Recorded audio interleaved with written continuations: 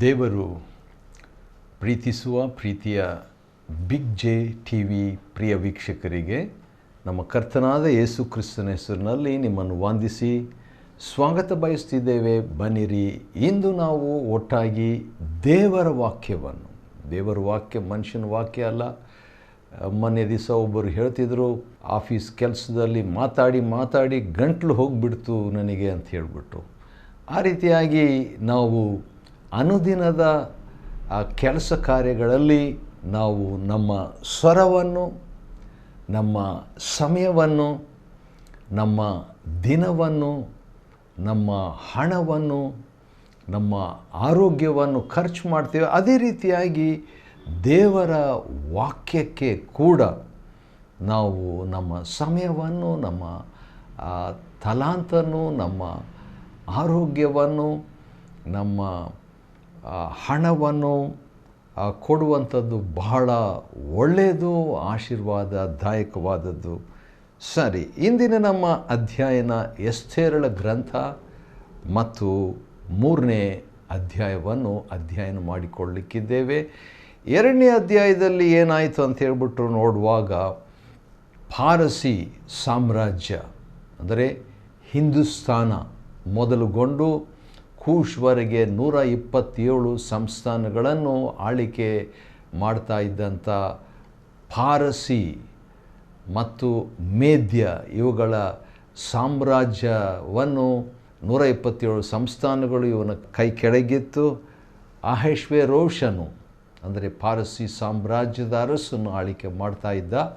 ಅದರಲ್ಲಿ ಹಿಂದೂಸ್ತಾನ ಅಂತೇಳಿ ಬಂದಾಗ ಮೊದಲನೇ ಅಧ್ಯಾಯ 1ನೇ ವಚನ ಎಸ್ತೇರಿನಲ್ಲಿ ಹಿಂದೂಸ್ತಾನ ಎಂಬ ಪದ ಕನಿಷ್ಠ 2 ಸಾರಿ ಪುಸ್ತಕದಲ್ಲಿ ಆ ಹೆಸರು ಬರ್ತದೆ. ಭಾರತ ಎಂಬಂಥ ಹಿಂದೂಸ್ತಾನ. ಹೀಬ್ರೂ ಭಾಷೆಯಲ್ಲಿ ಈ ಹಿಂದೂಸ್ತಾನದ ಹೆಸರು ಹೇಗಿದೆ ಅಂದರೆ ಹೋಡು ಎಂಬುದಾಗಿ. ಹಿಂದೂಸ್ತಾನ ಅಂದರೆ ಹೋದು, ಈ ಭಾರತ ಹೋಡು ಅಂತ ಹೇಳ್ಬಿಟ್ಟು ಹೀಬ್ರೂ ಭಾಷೆಯಲ್ಲಿ ಇರುವಂಥದ್ದಾಗಿದೆ.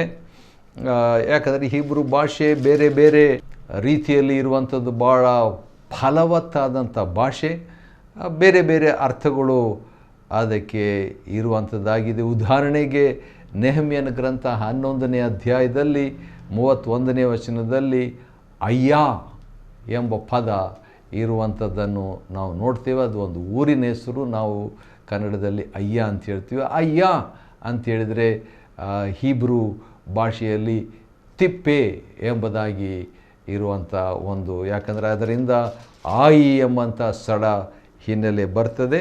ಆದರೆ ಇಲ್ಲಿ ನಾವು ನೋಡುವಾಗ ಹಿಂದೂಸ್ತಾನ ಎಂಬ ಕನ್ನಡ ಪದದ ಮೂಲ ಹೀಬ್ರೂ ಬಂದು ಹೋದು ಅಂತ ಹೇಳ್ಬಿಟ್ಟು, ಹೋಡು ಅಂತ. ಸರಿ, ಈ ಹಿಂದೂಸ್ತಾನವನ್ನು ಆಳಿಕೆ ಮಾಡ್ತಾ ಇದ್ದಂಥ ವೇಳೆಯಲ್ಲಿ 120 ಸಂಸ್ಥಾನಗಳು ಹಿಂದೂಸ್ತಾನ ಒಳಗೊಂಡು ಎಲ್ಲ ದೇಶದವರು ನಮ್ಮ ಭಾರತದಿಂದ ಕೂಡ ಪ್ರತಿನಿಧಿಯಲ್ಲಿ ಹೋಗಿದ್ದರು. ಸೂಷನ್ ಕೋಟೆಯಲ್ಲಿ ದೊಡ್ಡ ಸಂಭ್ರಮ 180 ದಿನಗಳು ನಡೀತಾ ಇತ್ತು.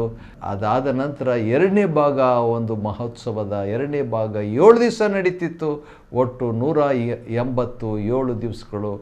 7ನೇ ದಿವಸ ಲಾಸ್ಟ್ ಡೇ ಒಂದು ಮಹಾ ಸೌಂದರ್ಯವತಿಯಾಗಿರುವಂಥ ಮಹಾ ಸುಂದರಿಯಾದಂಥ ವಷ್ಟಿ ರಾಣಿಯನ್ನು ರಾಜನು ಕರಿತಾನೆ, ಬಾ ಎಂಬುದಾಗಿ. ಯಾಕಂದರೆ ಇಷ್ಟೊಂದು ದೊಡ್ಡ VIP ಎಲ್ಲ ಇದ್ದಾರೆ, ಮಹಾರಾಣಿಯ ಅನ್ನು ಆಹ್ವಾನಿಸಿದಾಗ ಆಕೆ ಬರೋದಿಲ್ಲ ಅಂತ ಹೇಳಿಬಿಟ್ಟಾಗ ಮಹಾರಾಜನಿಗೆ ಭಾಳ ಕೋಪ ಬಂದುಬಿಡ್ತು. ಎಲ್ಲ ತನ್ನ ನೀತಿ ನ್ಯಾಯ ವಿಧಿಗಳನ್ನು ಬಲ್ಲವರಾದಂಥ ಪಂಡಿತರನ್ನು ಕರೆದುಬಿಟ್ಟು ಈಗೇನು ಮಾಡೋಣ, ಯಾಕಂದರೆ ಈಗ ನ್ಯೂಸ್ ಹೋಗ್ಬಿಟ್ಟು ಎಲ್ಲರಿಗೆ ಒಂದು ನೆಗೆಟಿವ್, ನಕಾರಾತ್ಮಕವಾದಂಥ ನ್ಯೂಸು ತಮ್ಮ ಮನೆಗಳಲ್ಲಿ ಗಂಡ ಹೆಂಡತಿಯರ ನಡುವೆ ಈ ಒಂದು ಸಮಸ್ಯೆಗೆ ಇದು ಒಂದು ಎಕ್ಸಾಂಪಲ್, ಮಾದರಿ ಆಗಿಬಿಡ್ತದಲ್ಲ, ಏನು ಮಾಡೋಣ ಅಂತ ಹೇಳಿದಾಗ ಅವರು ಈ ಒಂದು ಮಹಾರಾಣಿಯನ್ನು ತೆಗೆದುಬಿಡಬೇಕು ಮತ್ತು ಆಕೆಗಿಂತ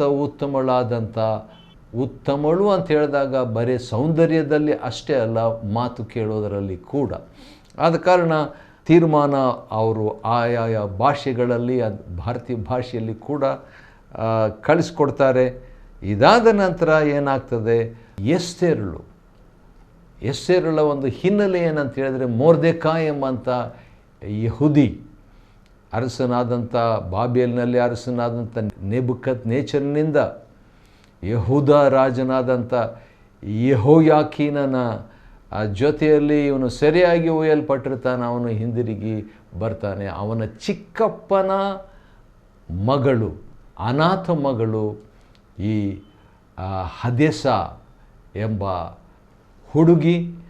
ಆಕೆ ಬಹಳ ರೂಪವತಿ, ಬಹಳ ಸುಂದರಿಯಾದಂತಾಕೆ.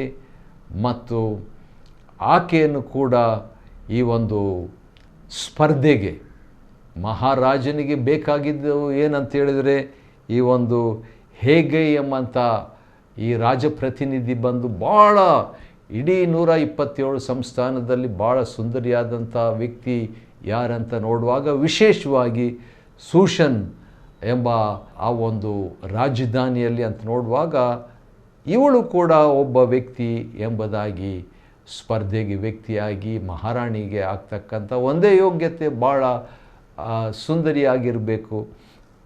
ಆ ಪ್ರಕಾರವಾಗಿ ಈ ಮೊರ್ದೆಕೈ ತನ್ನ ತಂಗಿಯನ್ನು, ಅಂದರೆ ಚಿಕ್ಕಪ್ಪನ ಮಗಳನ್ನು ತನ್ನ ಪುತ್ರಿಯನ್ನಾಗಿ, ತನ್ನ ಮಗಳಾಗಿ ನೋಡ್ಕೊಳ್ತಾನೆ. ಯಾಕಂತ ಹೇಳಿದ್ರೆ ಈ ತಂದೆ ತಾಯಿಗಳು ಸತ್ತು ಹೋಗಿರ್ತಾರೆ ಎಸ್ತೇರಳಿಗೆ. ಆದ ಕಾರಣ ಆಶ್ಚರ್ಯ ಏನಂತ ಹೇಳಿದ್ರೆ, ಆಶ್ಚರ್ಯವಾಗಿ ಈಕೆ ಸೆಲೆಕ್ಟ್ ಆಗಿಬಿಡ್ತಾಳೆ. ಸೆಲೆಕ್ಟ್ ಆಗಿಬಿಟ್ಟ ಮೇಲೆ ಈಗ ಮಹಾರಾಣಿನೂ ಆಗಿಬಿಡ್ತಾಳೆ. ಯಾಕಂದರೆ ರಾಜನು ಅಹಷ್ವೇರೋಷನು ಈಕೆಯನ್ನು ಇಷ್ಟೊಂದು ಜನರಲ್ಲಿ, ಈಕೆಯನ್ನು ಎಲ್ಲ ಸ್ತ್ರೀಯರಲ್ಲಿ ಎಸ್ತೇರಳನ್ನು ಮೆಚ್ಚುತ್ತಾನೆ. ಮತ್ತು ರಾಜನ ದಯೆಗೂ ಪ್ರೀತಿಗೂ ಆಕೆ ಪಾತ್ರಳಾಗ್ತಾಳೆ.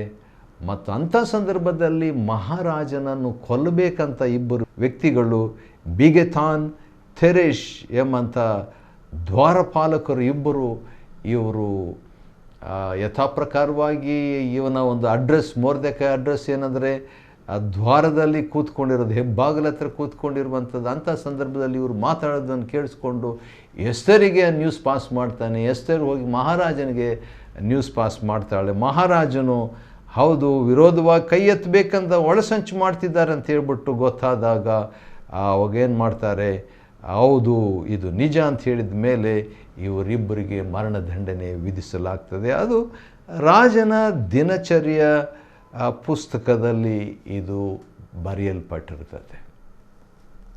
ಸರಿ, ಇದಾದ ನಂತರ ಅರಸನಾದಂಥ ಅಹಷ್ವೇರೋಷನ್ ಏನು ಮಾಡ್ತಾನೆ, ಹಾಮಾನ ಅಂತ ಹೇಳಿಬಿಟ್ಟು ಒಬ್ಬ ವ್ಯಕ್ತಿಗೆ ಪದವಿಯಲ್ಲಿ ಪ್ರಮೋಷನ್ ಕೊಟ್ಬಿಟ್ಟು ಅವನನ್ನು ಒಂದು ಅರಸನಿಗೆ ನಂತರ ಒಂದು ಪ್ರಥಮ ಸ್ಥಾನದಲ್ಲಿ ಅವನನ್ನು ಇಟ್ಟಿರ್ತಾನೆ. ಆದರೆ ಈ ಹಾಮಾನನ ಬಂದಾಗ ಎಲ್ಲರೂ ಕೂಡ ಅವನಿಗೆ ಸಾಷ್ಟಾಂಗ ನಮಸ್ಕಾರ ಮಾಡ್ತಿದ್ರು. ಎಲ್ಲರೂ ಅವನು ಎಂಟರಾದಾಗಲೇ, ಅರಮನೆಗೆ ಬಂದಾಗಲೇ ಎಲ್ಲರೂ ಅವನಿಗೆ ಸಾಷ್ಟಾಂಗ ನಮಸ್ಕಾರ ಮಾಡ್ತಿದ್ರು, ಒಬ್ಬನನ್ನು ಬಿಟ್ಟು. ಯಾರಿರ್ಬೋದು ಗೆಸ್ ಮಾಡಿರಿ, ಯಾರಂತ ಹೇಳಿದ್ರೆ ಮೊರ್ದೆಕಾಯ್. ಯಾಕಂತ ಹೇಳಿದ್ರೆ ಯಾವಾಗಲೂ ಮೊರ್ದೆಕಾಯ್ ಆ ಒಂದು ಅರಮನೆಯ ಹೆಬ್ಬಾಗಲ ಹತ್ರ ಕೂತ್ಕೊಂಡಿದ್ನಲ್ಲ, ಈ ಹಾಮಾನ ಬಂದಾಗ ಇವನು ಸಾಷ್ಟಾಂಗ ನಮಸ್ಕಾರ ಮಾಡ್ತಿರಲಿಲ್ಲ. ಯಾಕಂದರೆ ಅಂಥ ಒಂದು ಪದ್ಧತಿ, ಅನುಭವ ಆ ರೀತಿಯಾಗಿ ಬೆಳೆಸಲ್ಪಟ್ಟಿರಲಿಲ್ಲ ಅವನು. ಆದ ಕಾರಣ ಏನಾಗ್ತದೆ, ಇವನಿಗೆ ಸ್ವಲ್ಪ ಮನಸ್ಸಿನಲ್ಲಿ ಕೋಪ ಬರ್ತದೆ ಹಾಮಾನಿಗೆ. ಎಲ್ಲರೂ ನನಗೆ ಸಾಷ್ಟಾಂಗ ನಮಸ್ಕಾರ ಮಾಡ್ತಾರೆ, ಈ ಮೊರ್ದೆಕಾಯ್ ಮಾತ್ರ ಮಾಡ್ತಾ ಇಲ್ಲ. ಯಾರು ಈ ಮೊರ್ದೆಕಾಯ್ ಅಂತ ಹೇಳ್ಬಿಟ್ಟು ನೋಡಿದಾಗ ಅವನು ಯಹೂದಿ ಅಂತ ಗೊತ್ತಾಗ್ತದೆ. ಹಾಗಾದರೆ ಈ ಯಹೂದ್ಯರೆಲ್ಲ ಈ ಟೈಪೇ ಇರಬೇಕು, ಯಾರಿಗೂ ನಮಸ್ಕಾರ ಅಂದರೆ ಸಾಷ್ಟಾಂಗ ನಮಸ್ಕಾರ ಮಾಡುವಂಥ ಪದ್ಧತಿ ಇವರಿಗಿಲ್ಲ ಅಂತ ಕಾಣ್ತದೆ. ಆದ ಕಾರಣ ಕಂಪ್ಲೀಟಾಗಿ ಈ ಮೊರ್ದೆಕಾಯಿನ ಅಷ್ಟೇ ಅಲ್ಲ, ಇವತ್ತು ಮೊರ್ದೆಕಾಯಿನ ಬಿಟ್ಟರೆ ನಾಳೆ ದಿವಸ ಬೇರೆಯವರು ಅವನ ಕಡೆಯವರು ಇರ್ತಾರೆ. ಆದ ಕಾರಣ ಸಂಪೂರ್ಣವಾಗಿ ಯಹೂದ್ಯರನ್ನೇ ಸರ್ವನಾಶ ಮಾಡಬೇಕು ಎಂಬಂಥ ತೀರ್ಮಾನ ಹಾಮಾನನು ಮಾಡ್ತಾನೆ ರೀ. ಅದೇ ತೀರ್ಮಾನ ಹಿಟ್ಲರ್ ಕಾಲದಲ್ಲಿ ಕೂಡ ಅವನು ಮಾಡಿಬಿಟ್ಟು ಯಹೂದಿಗಳನ್ನು 60 ಲಕ್ಷ ಯಹೂದ್ಯರನ್ನು ಸಂಹಾರ ಮಾಡ್ತಾನೆ, ನಾಶ ಮಾಡಿಬಿಡ್ತಾನೆ. ಭಾಳ ದೊಡ್ಡ ಸಂಖ್ಯೆ. ಇಲ್ಲಿ ಕೂಡ ಅಂಥ ಒಂದು ಘಟನೆ ನಡೀತಿತ್ತು. ಆದ ಕಾರಣ ಈ ಮೊರ್ದೆಕಾಯಿ ಮತ್ತು ತನಗೆ ಸಾಷ್ಟಾಂಗ ನಮಸ್ಕಾರ ಮಾಡಲಿಲ್ಲ ಅಂತ ಹೇಳ್ಬಿಟ್ಟು ಹಾಮಾನ್ ನೋಡಿಬಿಟ್ಟು ಭಾಳ ಕೋಪ ಉಳ್ಳವನಾಗಿ ಬಂದು ಈಗ ಅರಸನಿಗೆ ಒಂದು ಪ್ಲ್ಯಾನ್ ಮಾಡ್ತಾನೆ, ಯೋಚನೆ ಮಾಡ್ತಾನೆ, ಅವನ ಹತ್ರ ಒಂದು ತೀರ್ಮಾನ ಕೂಡ ಮಾಡ್ತಾನೆ. ಯಾವ ದಿನ ಇವರನ್ನೆಲ್ಲ ಕೊಂದುಬಿಡ್ಬೇಕಂತ ಹೇಳ್ಬಿಟ್ಟು ಯೋಚನೆ ಮಾಡಿದಾಗ ಚೀಟ್ ಹಾಕಿಬಿಟ್ಟು, ಚೀಟ್ಗೆ ಅವರು ಏನಂತ ಕರಿತಿದ್ರು ಅಂದರೆ ಪೂರ್ ಎಂಬುದಾಗಿ. ಚೀಟು ಬಂದು 12ನೇ ತಿಂಗಳಾದ 13ನೇ ದಿನಕ್ಕೆ ಬಿದ್ದಾಗ ಏನು ಮಾಡ್ತಾರೆ, ಈಗ ಈಗ ರಾಜನ ಪರ್ಮಿಷನ್ ತಗೋಬೇಕಲ್ಲ. ಹಾಮಾನನು ಅರಸನಾದಂಥ ಅಹಷ್ವೇರೋಷನಿಗೆ ನಿನ್ನ ರಾಜ್ಯದ ಎಲ್ಲ ಸಂಸ್ಥಾನಗಳಲ್ಲಿ ಒಂದು ಜನಾಂಗ ಇರ್ತದೆ. 127 ಸಂಸ್ಥಾನಗಳಲ್ಲಿ ಒಂದು ಸ್ಪೆಷಲ್ ಟೈಪ್ ಜನಾಂಗ ಇರ್ತದೆ. ಅವರು ಪ್ರತ್ಯೇಕವಾಗಿಯೇ ಇರ್ತಾರೆ, ಯಾವಾಗಲೂ ಅವರು ಇಂಡಿಪೆಂಡೆಂಟ್ ಆಗಿರ್ತಾರೆ. ಅವ್ರ ಬಗ್ಗೆ ಒಂದು ಒಳ್ಳೆ ಮಾತು ಹೇಳ್ತಿದ್ದಂದರೆ ಅದು ನೆಗೆಟಿವ್ ಆಗಿ ಹೇಳ್ತಾನೆ, ಸಕಾರಾತ್ಮಕವಾದಂಥ ರೀತಿಯಲ್ಲಿ ಅದು ಬಂದುಬಿಡ್ತದೆ. ಆದರೆ ನಕಾರಾತ್ಮಕವಾದ ರೀತಿಯಲ್ಲಿ ಮಹಾರಾಜನಿಗೆ ಹಾಮಾನ್ ಹೇಳ್ತಾನೆ 8ನೇ ವಚನದಲ್ಲಿ, ಆ ಜನಾಂಗದವರು ಅಂದರೆ ಇಸ್ರಾಯೇಲರು ಅಥವಾ ಯೆಹೂದ್ಯರು ಆ ಜನಾಂಗಗಳವರ ನಿಯಮಗಳು ಇತರ ಎಲ್ಲ ಜನಾಂಗಗಳವರ ನಿಯಮಗಳಿಗೆ ಬೇರೆಯಾಗಿರ್ತದೆ. ಇವರು ಬೇರೆ ಟೈಪ್, ಇವರು ಬೇರೆಯಾಗಿರ್ತದೆ. ಅರಸನ ನಿಯಮಗಳನ್ನಂತೂ ಅವರು ಅನುಸರಿಸುವುದೇ ಇಲ್ಲ. ಇದು ಒಂದು ರೀತಿಯಿಂದ ನಿಜ, ಇನ್ನೊಂದು ರೀತಿಯಿಂದ ಚಾಡಿ. ಅರಸನ ಅವರನ್ನು ಸುಮ್ಮನೆ ಬಿಡುವುದು ಒಳ್ಳೆಯದಲ್ಲ. ಅರಸನ ಚಿತ್ತ ಬಂದರೆ ಏನು ಮಾಡಬೇಕು, ಇವ್ರನ್ನೆಲ್ಲ ಸಂಹರಿಸ್ಬಿಡ್ಬೇಕು, ಎಲ್ಲರನ್ನೂ ಕೊಂದಾಕ್ಬಿಡ್ಬೇಕು.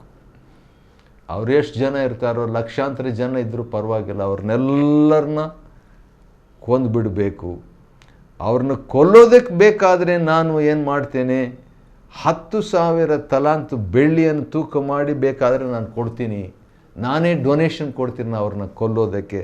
10,000 ಅಂಥೇಳಿದ್ರೆ 1 ತಲಾಂತು ಬೆಳ್ಳಿ 3,000 ರೂಪಾಯಿ ಆಗಿನ ಕಾಲದಲ್ಲಿ.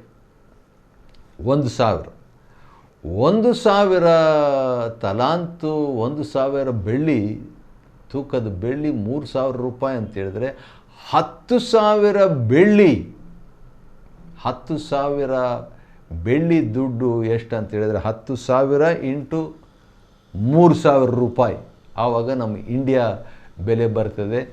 ಅಷ್ಟೊಂದು ದುಡ್ಡು ಅಂದರೆ ದೊಡ್ಡ ಕೋಟಿ ಕೋಟಿ ರೂಪಾಯಿಗಳಷ್ಟು ನಾನು ಡೊನೇಷನ್ ಮಾಡ್ತೀನಿ ಇವರನ್ನು ಕೊಲ್ಲುವುದಕ್ಕೆ, ಯೆಹೂದ್ಯರನ್ನು ಕೊಲ್ಲುವುದಕ್ಕೆ ಅಂತ ರಾಜನ ಒಂದು ಭಂಡಾರದಲ್ಲಿ ಇದನ್ನು ನಾನು ಹಾಕ್ತೀನಿ ಅಂತ ಹೇಳಿದಾಗ, ಅಂದರೆ ಅಷ್ಟರ ಮಟ್ಟಿಗೆ ಹಾಮಾನನಿಗೆ ಆಶೆ ಆಗಿತ್ತು, ಕೋಪವಾಗಿತ್ತು ಮತ್ತು ಅವನಿಗೆ ಮುಯ್ಯಿತ್ತು, ಸೇಡಿತ್ತು. ಈ ಯಹೂದಿಗಳನ್ನು ಸರ್ವನಾಶನ ಮಾಡಬೇಕೆಂಬಂಥ ಒಂದು ಮನಸ್ಸಿತ್ತು. ಅಷ್ಟೊಂದು ದುಡ್ಡು ಖರ್ಚು ಮಾಡ್ತಾನಂತ ಹೇಳಿದ್ರೆ ಅವನಿಗೆ ಅಷ್ಟು ಕೋಪ ಇತ್ತು, ದ್ವೇಷ ಇತ್ತು ಅಂತ ಅರ್ಥ ಮಾಡಿಕೊಳ್ರಿ. ಆದರೆ ರಾಜನು ಹಾಮಾನಿಗೆ ಏನು ಹೇಳ್ತಾನೆ 10ನೇ ವಚನದಲ್ಲಿ 11ನೇ ವಚನದಲ್ಲಿ, ಆ ಬೆಳ್ಳಿ ಕೋಟಿ ಕೋಟಿ ರೂಪಾಯಿ ನೀನು ಖರ್ಚು ಮಾಡಬೇಕಂತಿದೆಯಲ್ಲ, ಆ ದುಡ್ಡು ನಿಲ್ಲಲೇ ಇರಲಿ, ನೀನು ಆ ಜನರನ್ನು ಏನು ಬೇಕಾದರೂ ಮಾಡ್ಬೋದು ಅಂತ ಪರ್ಮಿಷನ್ ಕೊಟ್ಬಿಡ್ತಾನೆ ರೀ.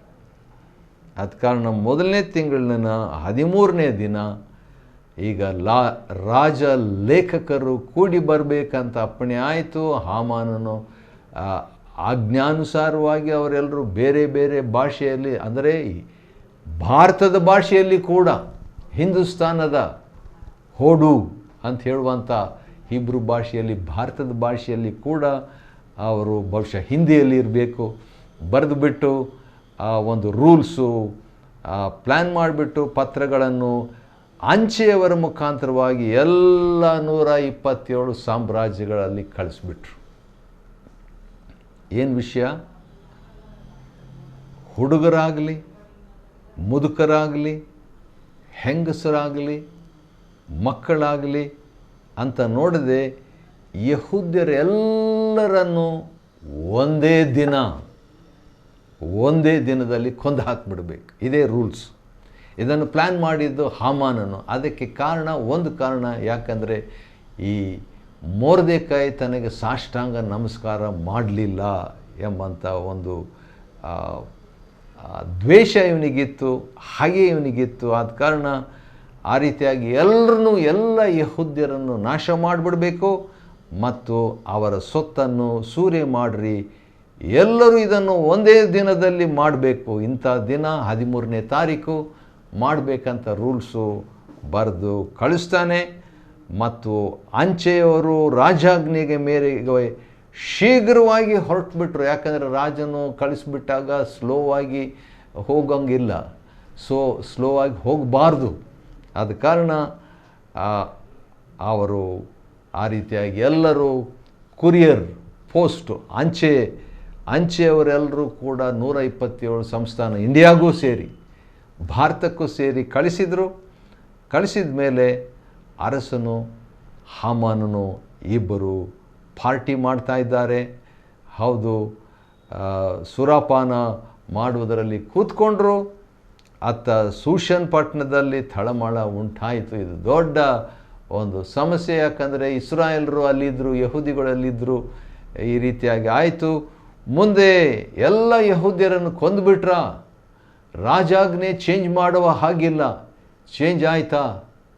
ಮುಂದೆ ಏನಾಯಿತು? ಇದರ ವಿಷಯದಲ್ಲಿ ಎಸ್ತೇರ್ ಏನು ಮಾಡಿದ್ಲು? ಇದರ ವಿಷಯದಲ್ಲಿ ಮೊರ್ದೆಕೈ ಏನು ಮಾಡಿದರು?